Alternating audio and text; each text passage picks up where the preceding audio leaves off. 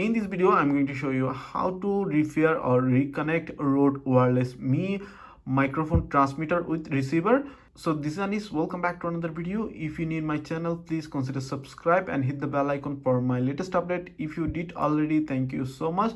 So let's get started.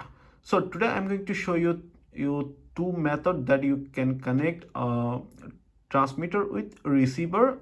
So first method is using Rode Central apps on your iOS or Android phone. So first of all, I'm showing using Rode Central apps. So first of all, you need a microphone and you need transmitter and receiver and cables USB type C to type C cable with Android and iOS device with Rode Central apps. So first of all, turn on this microphone, both just press and hold the power button here.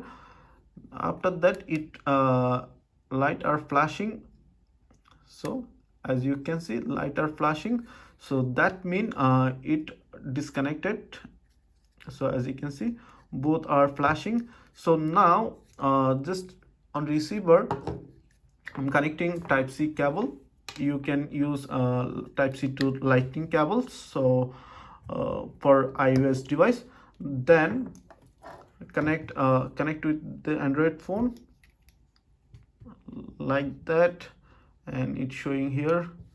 After that, as you can see, it only showing one device here, a receiver only, and here the you can pair two transmitter, TX1 and TX2, but Rode Wireless Me comes with only one transmitter and receiver. So I'm going to pairing these two device. Just tap on pair. So then just press a single on the transmitter, then it will pairing. So as you can see, it also paired each other, and here showing both device status. So now I'm showing you second method that you can repair or reconnect both device. So second method is just press and hold both device, and after flashing, as you can see, both device flashing here.